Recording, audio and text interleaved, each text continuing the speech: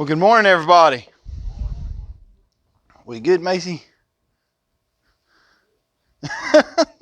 We had trouble Wednesday night. It kept, when Felicia was doing her lesson, it kept cutting out.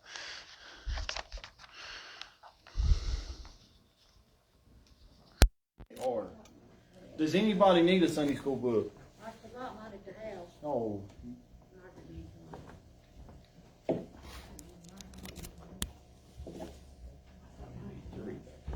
Three, you think? There you go. Okay.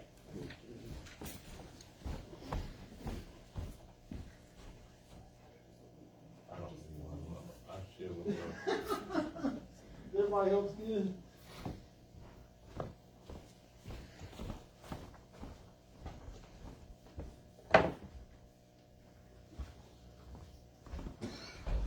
You think we good? Okay. Well, guys,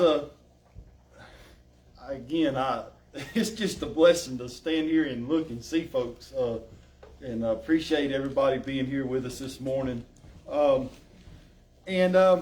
Just what a beautiful Sunday morning it is, and just the opportunity to be here is just awesome.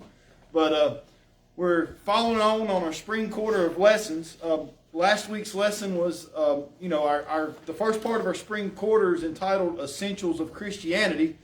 Last week's lesson was the nature of God. And this week's lesson is entitled The Purpose of Humanity. But I'm going to just, we're going to go a lot more than just that with our lesson this morning. We're going to be talking about the purpose of humanity, but we're going to be talking about the greatness of God. And I think that probably could retitle our lesson this morning, The Greatness of God. And then on top of that, I think if we were to retitle this lesson, we could say the greatness of God and what that means for us. So that's what we're really going to be looking at this morning, guys. I'm going to probably hit on some things that I've talked about before. We're going to get into world views. We're going to get into a lot of stuff this morning. And having said all that, I don't know that it's been a long time since I've prepared for a lesson, and I've stood up here and my mind's going in so many. I just got a whole lot I really want to say. So I'm really hoping that when we get done here in about 45, 50 minutes, that some of it makes some sense. But anyway, just really excited about the material this morning and excited about our lesson.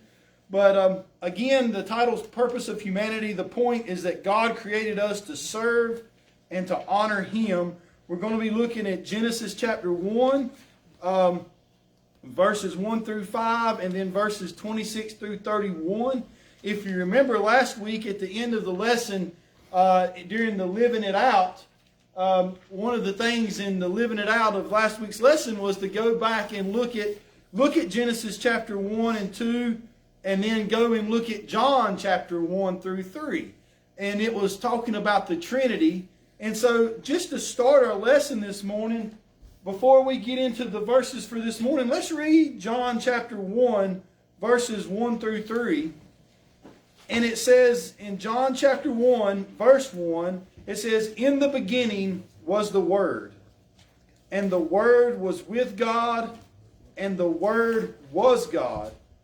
The same was in the beginning with God. All things were made by Him, and without Him was not anything made that was made." And that's John chapter 1, verses 1 through 3.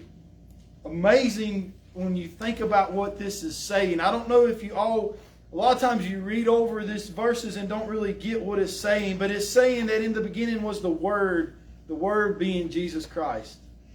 And that the Word was with God. Jesus was with God in the beginning, and the Word was God. Verse 2 says the same was in the beginning with God. Verse 3 says all things were made by Him, and without Him was not anything made that was made. So we tie this in. We look into last week's lesson talking about the Trinity, and we see Christ in creation, right?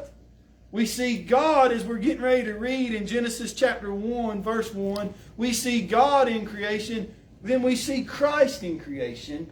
And then when you look at we're going to read these verses and we see the Spirit in creation. So the Trinity was from the beginning. And that's just kind of a little bit of a tie-in from last week's lesson. But let's go ahead and get into our verses this morning. In Genesis chapter 1, verses 1 through 5, verse 1 says, "In the beginning, God created the heaven and the earth. And the earth was without form and void, and darkness was upon the face of the deep, and the Spirit of God moved upon the face of the waters. And God said, 'Let there be light,' and there was light. And God saw the light, that it was good, and God divided the light from the darkness. And God called the light day, and the darkness He called night. And the evening and the morning were the first day." Guys, I've just been in awe about these verses all week. But what I hope that we get from this is I hope that we get an idea of our worldview. And I say that, and I wrote that down first thing as soon as I read these verses. You know, what is a worldview? Anybody got an idea? Well, evolution is a worldview, you're right. But what is worldview? What is your world? I mean, what is the definition of worldview? Like a pair of lenses that you look at everything through and you process all information through it. I think that's a good explanation. Felicia said a pair of lenses that you look through and you process all the information that you see through those lenses that you're looking through. Does that make sense, kind of? You know, the reason I bring this up is that your worldview dictates how you look at everything around you, to Felicia's point, your lenses. And I'll give you an example of me. Felicia and I, and we went to Stone Mountain hiking. And has anybody ever been to Stone Mountain hiking down there in Allegheny County at the state park? Awesome place. Yes. Okay, and you go around that one trail where the old farmsteads down there in the bottom, and you look and you see this bald rock. Okay, I see that rock, and what comes to my mind as I look at that rock is that when the flood descended, there was just a little bit of dirt on that rock, and it washed all the dirt off that rock, and it left that rock bare. That's how I seen that rock. The reason I see that bald rock that way is because my worldview is that in the beginning, God created the heavens and the earth. Do you kind of follow me? You see what I'm saying? Now, to get to the worldview that I'm in, it's taken a lot of reading, a lot of studying, a lot of praying. Because I grew up in the Moravian church, which it has been such a huge part of my life. But I never remember I don't remember many sermons. I don't remember many Sunday school lessons being taught about Genesis 1:1. I went to school in public schools where they taught me that the earth was millions of years old and that we all came from evolution. I went to a college at North Carolina State University, and you take a biology class, and in that biology classes and organic chemistry classes, they teach us that we come from a big bang, right? But yet, I got saved when I was 14 years old in the bedroom at Mom and Dad's house. And that's where I met Jesus Christ. So you say, well, Jason, how did you play all this out? Well, I compromised. I made things right in my mind. I says, okay, God's one day could have been billions of years. That the dinosaurs would have fit in there somehow. But And so yes, I know Jesus, but yeah, when it comes to Genesis 1:1, I'm gonna, the Noah's flood, well, maybe it didn't flood everywhere, it just flooded there. Has anybody else ever went, am I the only person here that went that journey? Maybe I am. You're not. But that's the journey that I took, right? Okay, I believe Jesus Christ was our Lord and Savior, but then I made what I had been taught fit into Genesis 1. What I was taught in the school, I made it work out in my mind. The point of what I'm trying to make here, the first point I want to make, and I think is very important, that if you believe Jesus Christ is the Son of God and He died for you on that cross for your sins, and you've asked Him and accepted Him to be Lord in your life, how you figure Genesis 1:1 really doesn't, it doesn't change your salvation. Okay, I want to make that point very clear.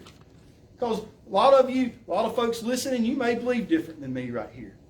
But what I want to get out, what I want to hope that you see, is that in my maturity as a Christian, as I got older, I began to say, well, if I doubt this, or if I try to make this fit into my way of thinking instead of what God says, then what other verses, what other part of what Jesus has said, whatever part has the Bible said that I try to make change? And I came to a point, Billy Graham, in his book, I can't remember the name of it, but one of his books he wrote, and it was talking about his journey, is that he fell on his knees and he says, God, I'm going to believe it all or I'm not going to believe any.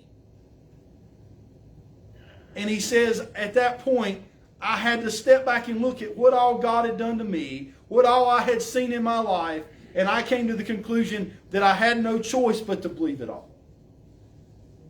And that's kind of the path that I have taken. Now, again, why is this so important? And what I want us to see, in the beginning, God created the heaven and the earth. When I put that into my worldview and I go to Stone Mountain and I see a bald rock, I think the flood washed all that dirt off and left just a rock standing there. That's how it affects my worldview. When I look and I walk outside and I look out and I see creation, I think how mighty my God is because He created all this. And we're going to get into a lot of this morning, and I might not get out of the verses 1 through 5. I don't know. But I hope as we look through this my hope is that all of us get a little bit of more grasp of who God is. Verse 1, in the beginning, God created the heaven and the earth. I'll put this right here, just a blank easel. There ain't nothing there, is it? Nothing there. And I got to thinking about a painter or an artist. And a painter or an artist just starts with a blank easel, right? I mean, that's what... And then a vision or their inspiration comes to them and they paint. And they come up with this creation that's theirs. And I asked Felicia, I probably should have asked before this morning at 9:15, if she does art with the kids, and it's more of just art identification and awareness of different artists. And I said, what's the most famous painting or print that you have? And she says, oh, it's Van Gogh, Starry Night. Is that right, baby? Van Gogh, Starry Night. And so this is that painting. I'm going to pass it around because I want everybody to see it. So, y'all have heard of I wouldn't have heard of him, except Felicia teaches the kids, but there's a famous artist named Van Gogh, and this is one of his most famous portraits. But when he did this, he started with that. Is that a fair assessment? Genesis chapter 1 says, in the beginning, God created the heaven and the earth, and the earth was without form and void, and darkness was upon the face of the deep. Think about that. And the earth was without form and void. A blank easel, right? and darkness was upon the face of the deep, and the Spirit of God moved upon the face of the waters, and God said, "Let there be light," and there was light. And God saw the light, that it was good, and God divided the light from the darkness, and God called the light day, and the darkness he called night, and the evening and the morning were the first day. God started with this, with nothing. You know, I wrote this down. God made the universe so vast and so intricate to show us how powerful He is. He showed us the power in creation so that we can have an idea of His power in redemption. Think about that. He showed us the power of creation so that we could have an idea of His power in redemption. You know, I've done this. Y'all probably sick of golf balls. I've done my golf ball thing that Louis Giglio's done. If there's copyright laws, he's going to sue me a lot because I've done it a lot. But I can't help but to go back to this story and this vision that he shows. And I wrote down the notes because,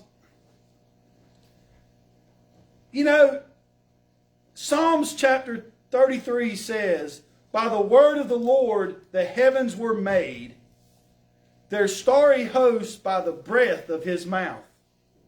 Verse 2, Genesis chapter 1, verse 2, "And the earth was without form and void, and darkness was upon the face of the deep, and the Spirit of God moved upon the face of the waters." Verse 1 says, "In the beginning God created the heavens and the earth." It says their starry hosts by the breath of His mouth. And Louis Giglio uses this thing, he talks about a golf ball.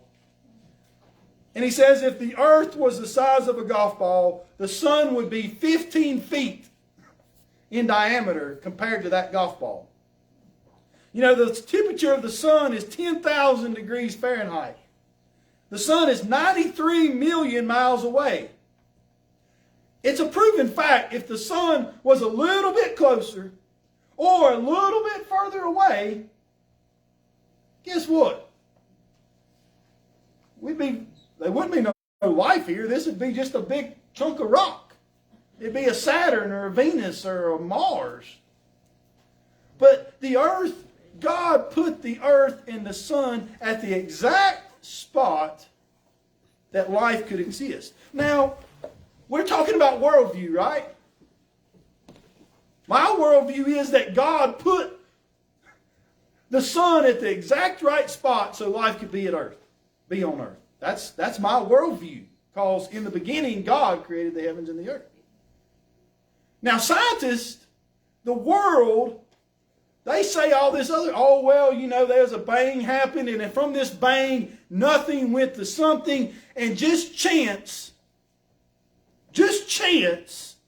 put the earth the exact distance away from the sun that life could happen. Essentially that's what the Big Bang Theory says, right? That just chance. What are the odds of that?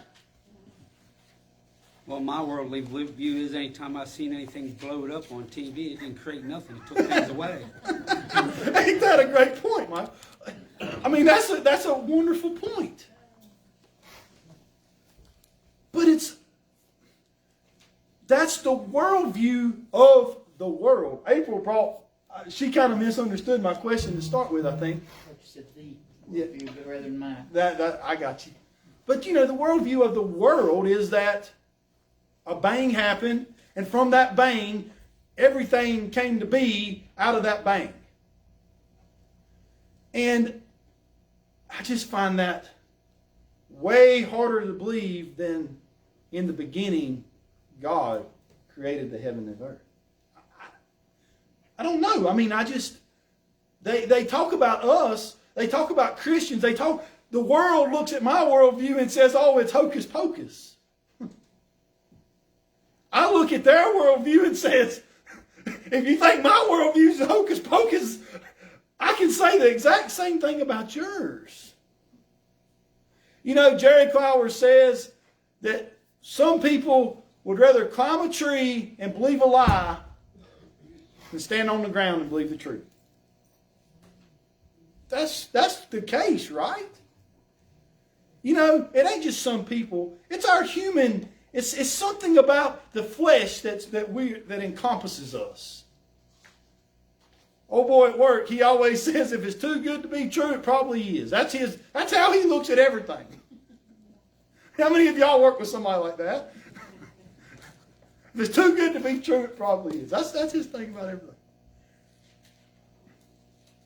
My point is, guys, when you look at this golf ball, and you look at the sun, and the sun, if this is the earth, and it's sitting there on the ground, 15 foot taller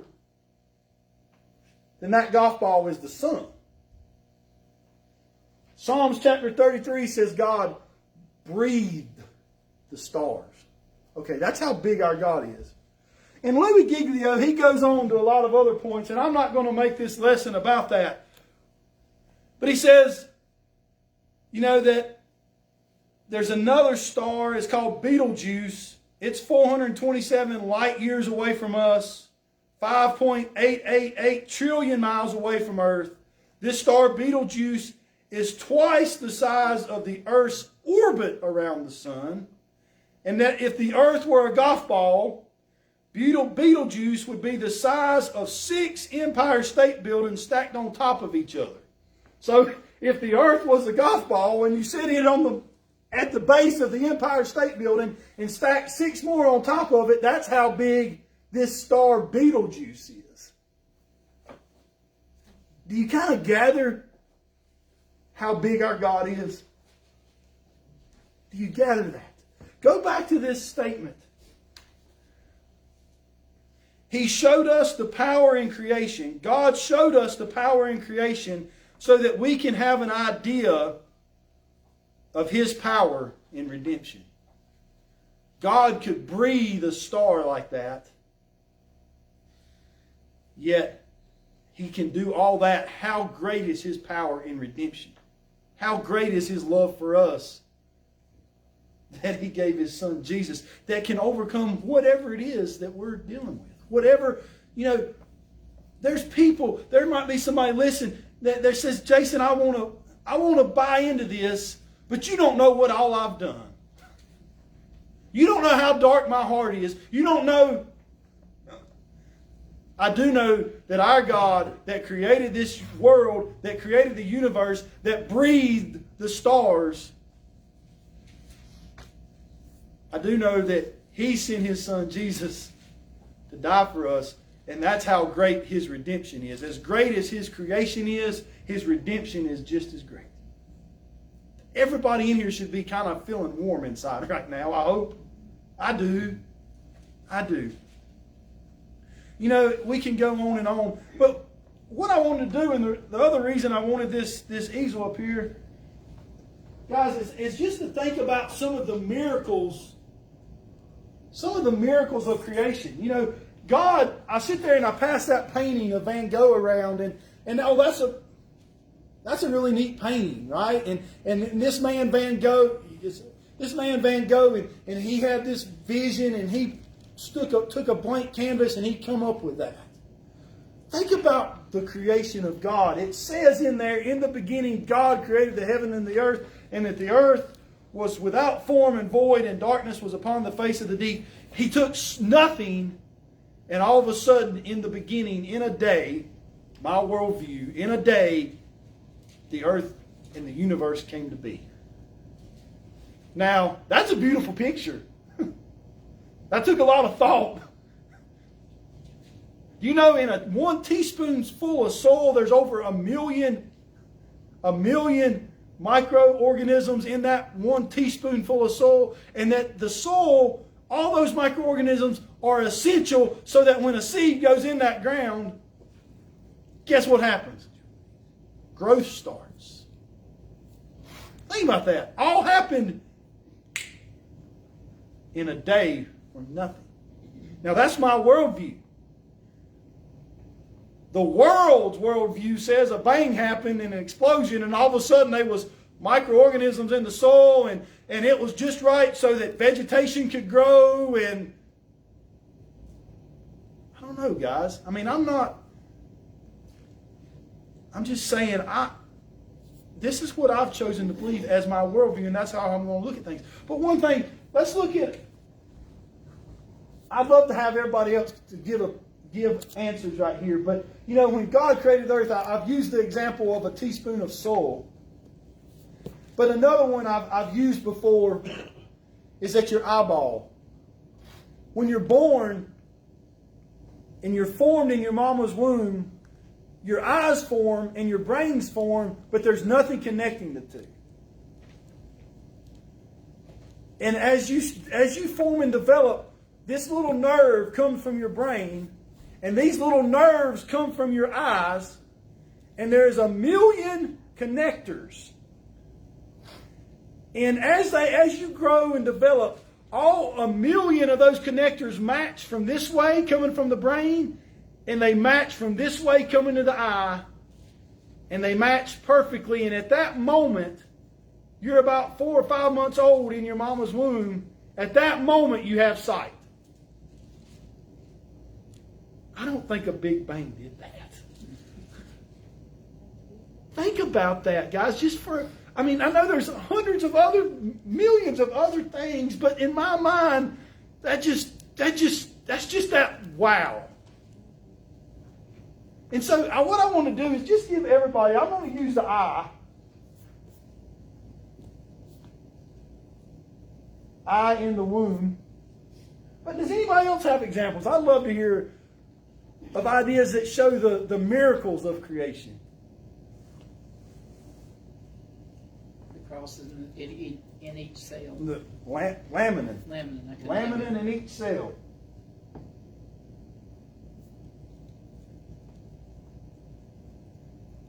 Does everybody know that story? Has everybody heard that? Louis Giglio is actually that in each individual cell in the body, there's a protein, and that protein's called laminin, and it's what holds the cell together. And when you look at this protein in each individual cell in the body, you look at it in the microscope, and what this protein looks like is a cross. And, you know, it almost gives you cold chills thinking about it, that at the very basic, the smallest part of our body, the smallest thing is the cell. Inside that smallest, teeniest part of any organism is a cell in our body. And the protein that holds it all together, called laminin, is at the exact shape of a cross. I mean, that's kind of miraculous. I don't think a bang can explain that, personally. I think that's a great point. Anybody else? I always think of the dogwood tree, the bloom on the apple. I think that's a great point. Great one.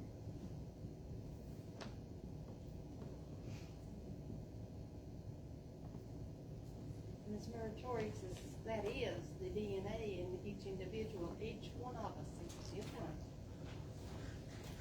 Janet, I can't believe you brought that up. Your DNA.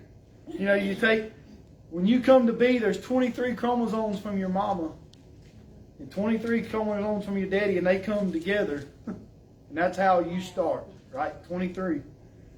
I've got it wrote down here. Those two cells meet and merge into one single cell.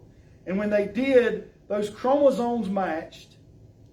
And when they did, they began to form together a brand new DNA code using 4 characters and 4 nucleotides. And they began to write out what is the 3 billion character description of who you are. Written in the language of God, describing who God who had ordained you to be. And it says here, if you took the DNA out of one little cell that made you and stretched out that DNA, would be 6 feet long, 3 billion characters stretched out 6 feet long. If a person were to read if a person were to read your DNA 1 character per 1 second, night and day, it would take that person 96 years just to read the description of you. Reading 1 character per second, night and day, for 96 years, that's how long it would take to read the description of you. That's mind-boggling. It's mind-boggling. Again, guys, I don't think that's happen chance. I don't think that. I mean, I know that I've got my worldview. I've told y'all what my worldview is. But I don't think that's chance. DNA. That's a miracle of this creation that we see right here. Anybody else want to? The hair on your head, every hair is counted.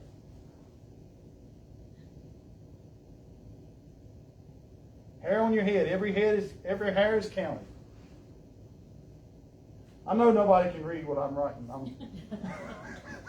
I'm pretty terrible. I'm terrible at writing on anything, more or less on the board. Well, I know I can't read. I'm sorry, Linda. No, I mean, I can read a little, but not much. That's okay, Linda. Guys, anybody else? Anything else? Miracles of creation. Our whole bodies, how the systems work together. And independently.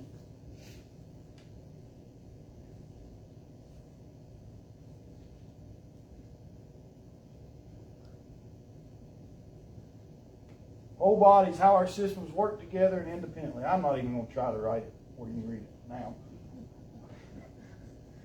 You know, guys, talking about worldview again.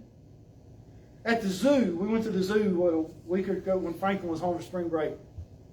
And, of course, I think me and the boys' favorite thing, the only reason we want to go to the zoo is to see the elk, right? Because, I mean, that's pretty awesome to see an elk. 300-inch elk there. They had a thing up. I never saw it before till this trip. They said that, everybody knows that deer and elk shed their horns, right? They, about now, or usually in February, a whitetail buck sheds his horns. And me and the boys, that's what we're going to do this afternoon. We're going to go hunt sheds. They ain't enough. They ain't nothing in season right now, so by gosh, we find stuff to hunt, right, baby?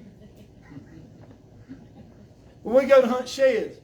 But they had a thing there at the zoo, and there again, talking about worldview, how you see things. They had a thing there at the zoo, and it said that when elk shed their horns, it's so important because the female elk, they're shedding their horns right now. A female elk's going to give birth in April, May, that those horns are so important that the female elk lick those horns in order to get calcium so it'll strengthen their bones and strengthen the babies during gestation. That was at the zoo now. 100% different worldview than mine. I look at that and I say, wow! God planned that perfectly, that the elk would shed their horns in February when the mama elks are developing babies so the mama elks could lick those horns and get the calcium. That's how I see that. I'm like, holy cow, that's awesome. I mean, to me, when we're talking about this, we're talking about in the beginning, God created the heavens and earth, and the earth was without form and void. The purpose of this blank sheet and us writing some of these miracles on it, I just wanted to get us to think, this is just a teeny part of what God did in this creation. There's things all around. Photosynthesis. You've got a tree that uses carbon dioxide, and what does it give out? Oxygen for us to breathe. I mean, there's just countless things in creation that God started from nothing, and all of it in a day was where it was a working, functioning system. Guys, it's amazing. And I'm gonna end right there on Genesis 1 verse. Y'all come on in, guys. Yeah, Jason, can I add one thing? Please. To God's body, the whole body and all? Healing. God's healing of infirmities. About procreation. That's a great one too. Oh, yeah. That's part of it.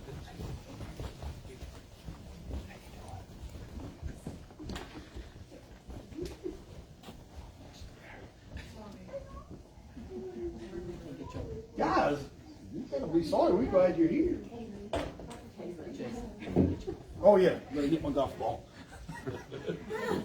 I'm not going to promise, guys, that I'll never use my golf ball again because if anybody Google Louis Giglio, Google that name, and I know it sounds hard to pronounce. If you get anywhere close, it comes up. I promise, because I don't know how to spell Louis or Giglio, and I find it every time that I Google it. Look up Louis Giglio, and if the Earth was a golf ball, and you'll see his talk on that. And I mean, I watch it at least once a year. An incredible talk. He does way better than I've done. But guys, I hate to. Damn, y'all need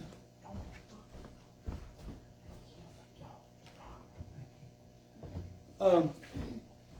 But let's jump ahead. I knew I was going to have this problem.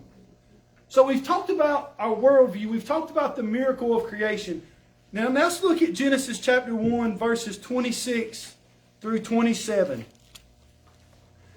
And verse 26 says, "And God said, let us make man in our image, after our likeness, and let them have dominion over the fish of the sea, and over the fowl of the air, and over the cattle, and over all the earth, and over every creeping thing that creepeth upon the earth. So God created man in his own image. In the image of God created he him. Male and female created he them." Guys, I don't know. We talk about the miracle of creation, and then we go right here to Genesis chapter 1, verse 26. "And God said, let us make man in our image, after our likeness." What I want to bring up right here, and as we conclude today, I know we ain't got a lot of time, is this whole word of image. Of image. We're created in God's image. It ain't only God's image. It goes back to John chapter 1. In the beginning was the Word. It says, let us make man in whose image? It says, our image. So we're seeing Christ in creation. We're seeing that we are created in their image. Now, a lot of times I've used a Facebook, and I've talked about how that we look at Facebook and we look at what somebody posts, and we sit there and we say, look, man, they just got accepted to Carolina. And I'm sitting there thinking, yeah, my 18-year-old's putting water bottles in the exhaust pipe of his truck and seeing how far he can shoot them. Like, right? Or you read there and it's a homeschool mama and she's posted, we just finished calculus in the 9th grade. And I look over there and they're putting Cheerios in their nose. And I'm like, is that not how, I mean, honestly, guys, okay? So I've used this idea of image. I've used this idea of image to kind of say, guys, that's just a snapshot. That ain't true. It's a snapshot. But yet we compare ourselves to that constantly, right? Yeah. We see a picture of a family and they're on a vacation at the beach and they're so happy and you think, oh, wow, I wish I was there. I brought a picture. I brought a family portrait of us. Ain't that good? Yeah. Ain't that good? You know what happened before this picture was taken? Okay, Benjamin, if you don't sit still, we're going to... And by gosh, and so it ain't only, it was cold this day. It was like 22 degrees. And Mama says we're not going to wear coats or hats. And so when you tell the boys they can't wear a hat, I mean, when I say boys, I'm including myself, that's automatically, besides 2 hours of church on Sunday morning, none of us are hatless. And so you tell us we can't wear a hat. You tell us not to wear a coat. It's 20 degrees. And this lady wants to take like 70 pictures. Okay. Oh, that's a great picture. Don't we look happy? I mean, really, guys, don't we look happy? And just this perfect family. By gosh, if you'd have been there, you'd have thought we was the most dysfunctional bunch that's ever lived. Do you get what I'm saying about image? Yeah. Do you get what I'm saying about image? But now look right here. What does God say? What do we see in verse 26? And God said, let us make man in our image. And I got to thinking about that. This image is what we want to be, right? Would y'all agree with that? This image is what we want to be. We're created in God's image. How should we go about our life? Are we going to be perfect? No. Are we going to mess up? No. Are there going to be days when our life is tumultuous and upside down and backwards? But we were created in God's image. That perfect picture of God. And that's who we can strive to be like every day. Just like my family can strive to be like this loving family and everybody's got their arms around everybody and smiling. That's what we can strive to be like. Just as we're created in God's image, we can strive to be like Him.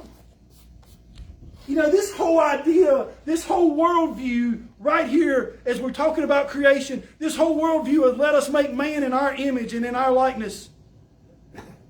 The opposite worldview of what the world teaches creates disaster. You know how many abortions they've been since 1973? 62,502,904 as of January the 10th, 2001, from 1973. You know why that happens? Because the world doesn't see that we were created in God's image. The world chooses to believe that we came from a bang, and therefore that if we lose a baby, you just kill a baby. Do you know how many Jews were killed during the Holocaust? The best estimate, 6 million, give or take.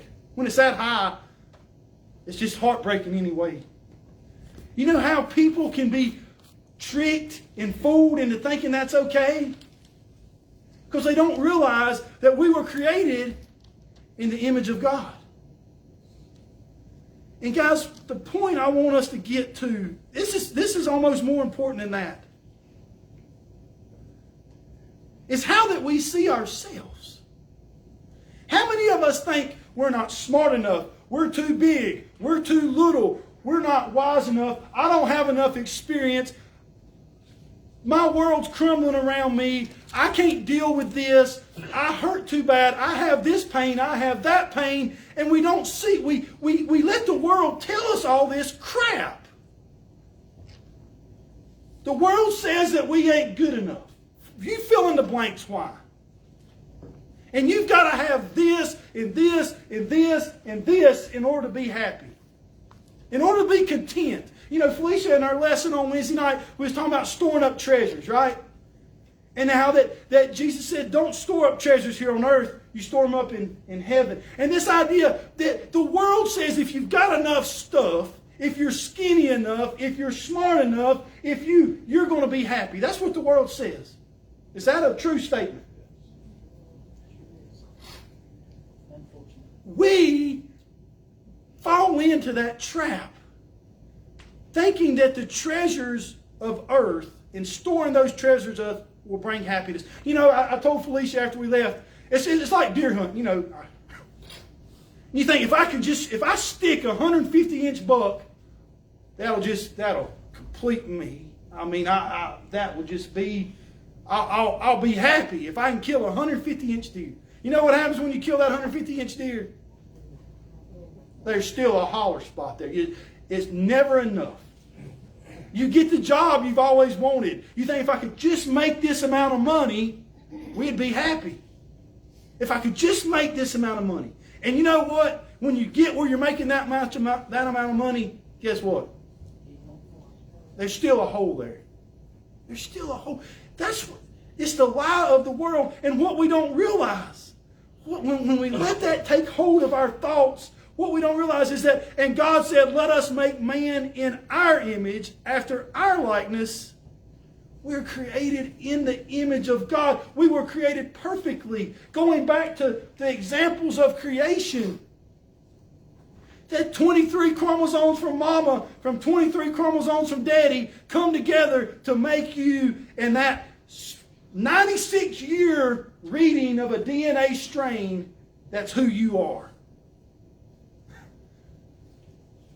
Guys, if we don't get nothing else from this lesson this morning, I know it's on creation. I know it's on our purpose. But I hope you get how special you are. How very, very, very, very special you are. And you were created perfectly to be you and who you are, just like you are. And it goes back to the point that I made, that God made the universe so vast and so intricate to show us how powerful He is. He showed us the power in creation so that we can have an idea of His power in redemption. How much He truly loves us. Guys, I know I didn't get through near all the lesson, but I appreciate y'all. I love you. And can't wait to see you next week. Our lesson next week is entitled The Nature of Sin. So we'll be looking at that. And our living it out this week, and I encourage everybody to go ahead and read the rest of our verses, but our living it out this week says, praise. Take a few minutes to thank God for creating you, and then thank Him for creating you in His image. Ask for His help to live out this great privilege and responsibility. And then it says to list.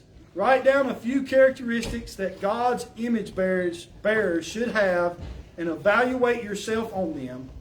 How can you better represent the Lord? And then disciple. We are to lead others to know and grow in Christ, the one who restores the sin-marred image of God in us. Make a plan to reach out to 2 other people in your life with whom you can begin meeting with regularly, so you can help them to be more like Him. Guys, thank y'all very much. I appreciate you. Look forward to next week's lesson. And again, just what a blessing it is to be back and have folks here in church. Thank y'all.